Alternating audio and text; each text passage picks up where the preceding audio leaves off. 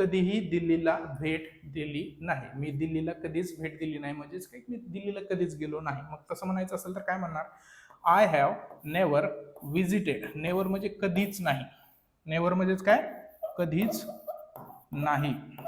Okay, so मग I have never visited Delhi म्हणजेच काय की मी कधीच दिल्लीला गेलेलो नाही.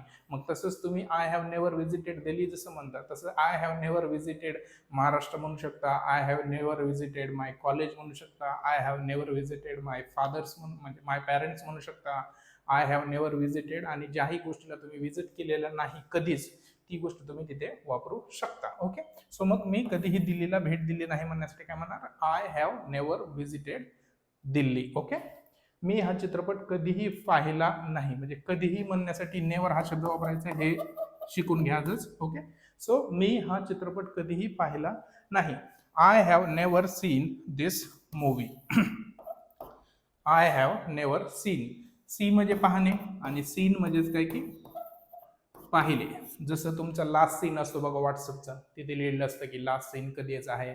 लास्ट सीन म्हणजे बाबा या माणसाला कधी पाहिलं गेलं, कधी ऑनलाईन होता हे सांगण्यासाठी लास्ट सीन असा शब्द असतो. मग सी म्हणजे पाहणे आणि सीन म्हणजेच काय, त्याचा पास्ट फॉर्म म्हणजेच काय. आता तुम्हाला काय म्हणायचं आहे, मी हा चित्रपट कधीही पाहिला नाही, तर मग तुम्ही काय म्हणणार, I have never seen this movie. तसंच मी आधीच पूर्ण काम केलं आहे किंवा मी आधीच काम पूर्ण केलं आहे असं म्हणण्यासाठी तुम्ही इंग्लिशमध्ये काय म्हणणार, I have already finished. Already मध्येच आधीचला आपण इंग्लिशमध्ये ऑलरेडी म्हणतो.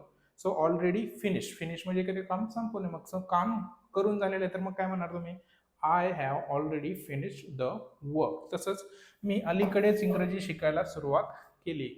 मी अलीकडेच इंग्रजी शिकायला सुरुवात केली तर मग काय, I have started learning English किंवा I have recently started learning English. म्हणजे मी अलीकडे, रिसेंटली म्हणजेच काय मग अलीकडे, रिसेंटली किंवा रिसेंट हा शब्द, रिसेंट या शब्दाचा अर्थ होतो एखादी गोष्ट एकदमच अलीकडची आहे. अलीकडची म्हणजेच काय की जागेबद्दल पलीकडे अलीकडे तसं म्हणतो नाही. अलीकडे म्हणजेच काय की एकदम नवीन आहे, रिसेंट मध्ये आजच आलेलं असं. ओके, लास्ट सेंटेन्स आहे की मी माझं मन बदललेलं आहे असं जर म्हणायचं असेल तर तुम्ही काय म्हणणार, बदलण्यासाठी तुम्हाला माहिती आहे आता चेंज, मग तुम्ही काय म्हणणार, चेंज्ड.